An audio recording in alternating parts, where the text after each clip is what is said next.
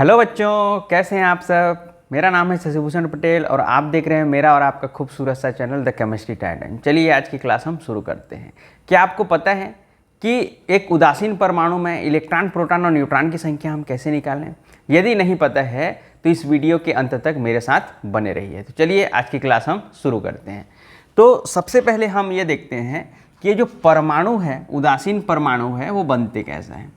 मान लीजिए यह एक परमाणु है, ये जो है एक उदासीन परमाणु है। इसका जो है नाभिक होता है, इसके नाभिक में उपस्थित होते हैं प्रोटॉन, जिसको हम P से प्रदर्शित करते हैं, और होते हैं न्यूट्रॉन, जिसको हम N से प्रदर्शित करते हैं, स्मॉल n से। और इलेक्ट्रॉन जो है इसके चारों ओर वृत्ताकार मार्ग में गति करते हैं। तो मान लीजिए ये जो है एक उदासीन परमाणु है, ठीक है। कैसा है ये? उदासीन परमाणु है। तो चलिए यहाँ पर उदासीन परमाणु में नाभिक में क्या क्या है, इसका जो केंद्र कहलाता है वो कहलाता है, इसका जो केंद्र है वो कहलाता है नाभिक।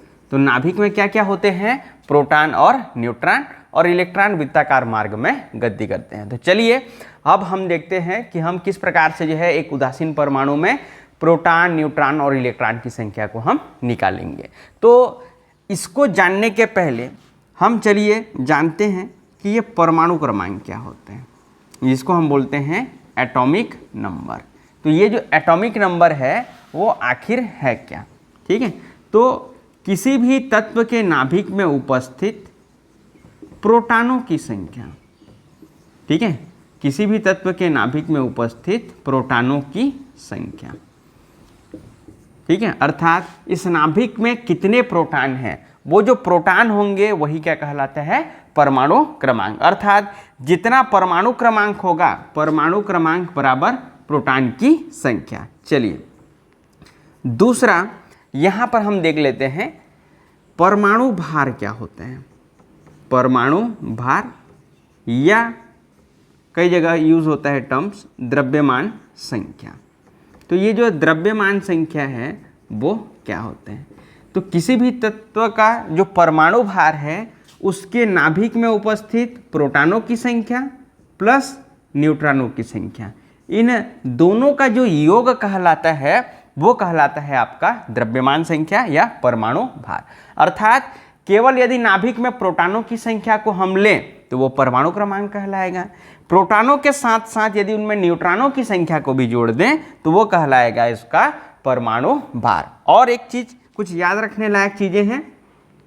एक उदासीन परमाणु में जितने जो है प्रोटॉन होते हैं उतने ही इलेक्ट्रॉन होते हैं, ठीक है।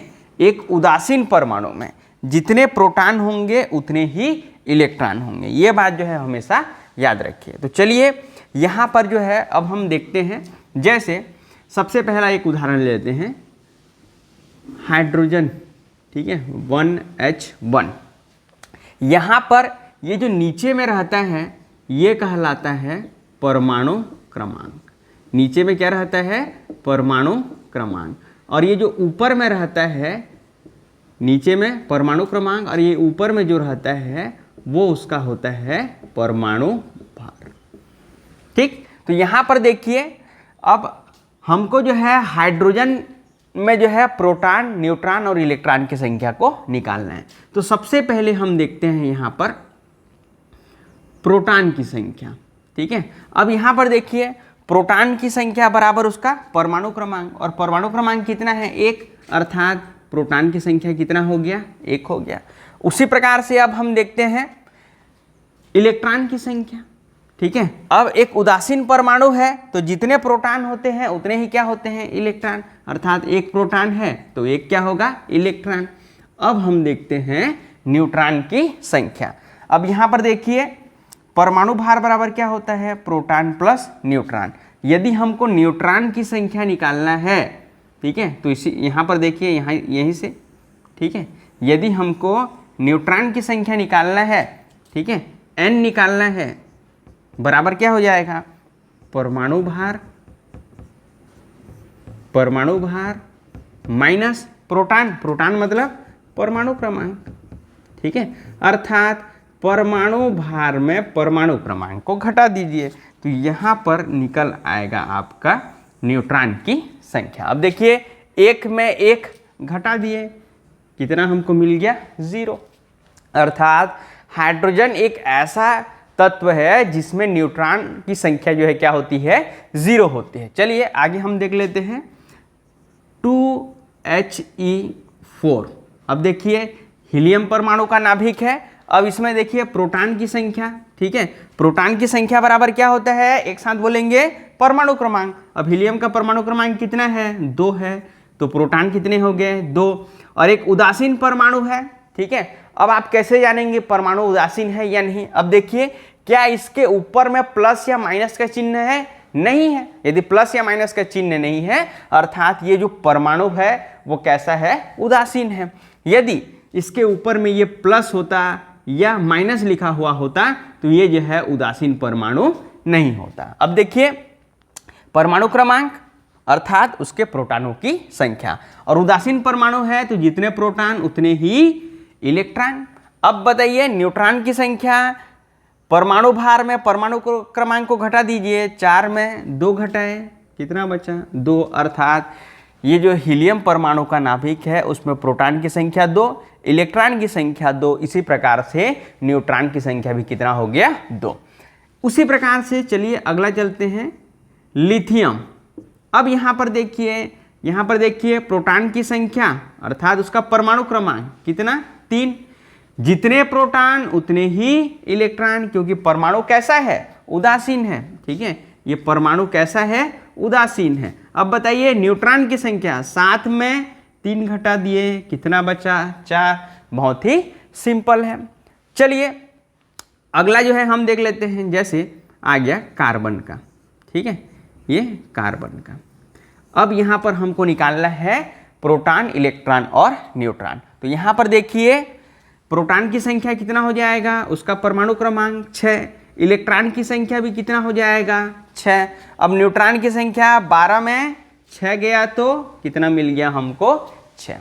इसी प्रकार से आगे नाइट्रोजन का, ठीक है, इसी प्रकार से आगे नाइट्रोजन का। अब आप बताइए, ठीक है, नीचे कमेंट करके बताइए कि नाइट्रोजन में कितने प्रोटॉन, कितने इलेक्ट्रॉन और कितने न्यूट्रॉन। चलिए आगे जो है इसमें हम देख लेते हैं ऑक्सीजन का, ठीक है, ऑक्सीजन का परमाणु क्रमांक 8, परमाणु भार 16। तो यहाँ पर देख लेते हैं परमाणु क्रमांक कितना है 8, अर्थात प्रोटॉनों की संख्या 8, इलेक्ट्रॉन जितने प्रोटॉन उतने ही इलेक्ट्रॉन। अब न्यूट्रॉन 16 में 8 गया 8, ठीक है। इस प्रकार से यहाँ पर हमने देखा प्रोटॉन की संख्या, इलेक्ट्रॉन की संख्या और न्यूट्रॉन की संख्या। इस प्रकार से जो है किसी भी उदासीन परमाणु में जो है प्रोटॉन, न्यूट्रॉन और इलेक्ट्रॉन की संख्या हम आसानी से जो है निकाल सकते हैं। तो चलिए बच्चों, अब तक हमने देखा कि एक उदासीन परमाणु में है जो है हम इलेक्ट्रॉन, प्रोटॉन और न्यूट्रॉन की संख्या कैसे निकालें। अब यदि जो है वह परमाणु उदासीन नहीं है तब हम जो है किस प्रकार से जो है उसमें प्रोटॉन, इलेक्ट्रॉन और न्यूट्रॉन की संख्या निकाल सकते हैं। तो चलिए देखते हैं। जैसे यदि मैं आपसे पूछूं, ठीक है, कि 11 सोडियम 23 और ये प्लस, इसमें जो है प्रोटॉन, इलेक्ट्रॉन और न्यूट्रॉन की संख्या क्या है। तो यहाँ पर देखिए ये जो परमाणु है ये उदासीन नहीं है, ठीक है, ये जो परमाणु है वो कैसा है धनावेशित है, ठीक है, ये परमाणु कैसा है धनावेशित है। तो इस प्रकार के जो परमाणु हैं, ऐसे परमाणु जो उदासीन नहीं है, उनमें हम किस प्रकार से जो है प्रोटॉन, इलेक्ट्रॉन और न्यूट्रॉन की संख्या निकालें। चलिए देखते हैं। तो यहाँ पर सबसे पहले हम देखते हैं प्रोटॉन की संख्या, सबसे पहले हम देखते हैं प्रोटॉन की संख्या, उसके बाद देखेंगे इलेक्ट्रॉन की संख्या और लास्ट में हम देखेंगे न्यूट्रॉन की संख्या। तो देखिए परमाणु क्रमांक तो चेंज होने वाला नहीं है, ठीक है, अर्थात चाहे परमाणु उदासीन हो या उदासीन न हो, उसमें प्रोटॉन की संख्या बदलने वाला नहीं है, क्योंकि किसी भी तत्व का परमाणु क्रमांक तो बदलने वाला है नहीं। तो प्रोटॉनों की संख्या जैसा का तैसा ही रहेगा, अर्थात प्रोटॉन की संख्या यहाँ पर कितना हो गया 11। अब देखिए पहले क्या होता था, यदि परमाणु उदासीन है, ठीक है, यदि परमाणु उदासीन है तो जितने प्रोटॉन होते थे उतने ही इलेक्ट्रॉन होते थे। लेकिन अब ऐसा नहीं है क्योंकि ये जो परमाणु है वह कैसा है, धन आवेशित। अब परमाणु धन आवेशित है तो जितने प्रोटॉन होंगे और उसमें जितना धन आवेश पाया जाएगा उतना हम उसमें घटा देंगे। नहीं समझे? चलिए देखते हैं। यहाँ पर देखिए प्रोटॉन की संख्या कितना है, यहाँ पर 11। कितना धन आयन है, 1। तो 1 धन आयन है, अर्थात यहाँ पर जोड़ना नहीं है, घटाना है। 11 में 1 घटा दीजिए तो निकल जाएगा इलेक्ट्रॉन की संख्या। यदि 2 धन रहता, 2 धनावेश रहता तो 2 घटा देते, 3 धनावेश रहता तो हम 3 घटा देते। अब देखिए न्यूट्रॉन की संख्या निकालिए, परमाणु भार में परमाणु क्रमांक को घटा दीजिए। 23 में जो है 11 घटा दिए, कितना मिल गया हमको, 12। यदि इसी प्रकार से जो है आपका रहता आपका, चलिए देख लेते हैं इसमें किसका देखें। चलिए जैसे अगला हम देख लेते हैं आपका एल्यूमिनियम का देख लेते हैं। ठीक है, 13 एल्यूमिनियम 27 और यहाँ पर जो है ले लेते हैं +1। ठीक है, चलिए यहाँ पर देखते हैं। यहाँ पर अब देखिए प्रोटॉनों की संख्या कितना होगा, यहाँ पर 13, क्योंकि परमाणु क्रमांक तो बदलने वाला नहीं है। ठीक है, और जितना परमाणु क्रमांक होता है उतने ही प्रोटॉनों की संख्या। अब देखते हैं इलेक्ट्रॉन की संख्या। अब देखिए यहाँ पर कितने धन आयन है, 1 धन आयन, अर्थात प्रोटॉन की संख्या में 1 घटा देना है, जोड़ना नहीं है, घटा देना है। जितना धन आवेश रहेगा उतना घटाना है, जितना ऋण आवेश रहेगा उतना जोड़ना है। तो यहाँ पर देखिए इलेक्ट्रॉन की संख्या निकल गया 12। अब 27 में जो है 13 घटा दीजिए, निकल जाएगा न्यूट्रॉन की संख्या, अर्थात न्यूट्रॉन कितना हो गया, 14। लेकिन यदि ये ऐसा रहता, ठीक है, 13 एल्यूमिनियम 27 और यहाँ पर मान लीजिए 3+ रहता तो कितने प्रोटॉन होते, जितना परमाणु क्रमांक। अब देखिए इलेक्ट्रॉन कितने होते, 13 में 3 घटा दीजिए, क्योंकि 3+ है, जितना प्लस रहेगा उतना प्रोटॉन की संख्या में घटा देना है। तो 13 में 3 घटा दिए 10 और बाकी परमाणु भार में परमाणु क्रमांक को घटा दीजिए, 14 का 14। ठीक है, तो यहाँ पर जो है बहुत ही आसान है। चलिए एक ऋण आयन का जो उदाहरण हम ले लेते हैं, जैसे क्लोरीन, परमाणु क्रमांक क्लोरीन का 17, परमाणु भार होता है 35। अब यहाँ पर जो है लगा है 1-। अब चलिए प्रोटॉनों की संख्या कितना होगा, 17, जितना उसका परमाणु क्रमांक। ठीक है, अब इलेक्ट्रॉनों की संख्या देखिए, अब यदि माइनस आ गया तो जोड़ देना है।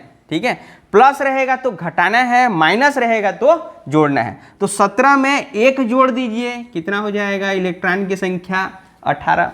अब न्यूट्रॉन कैसे निकालना है हमको पता है, परमाणु भार में परमाणु क्रमांक को घटा दीजिए। तो 35 में 17 घटा दिए, कितना बच गया, 18।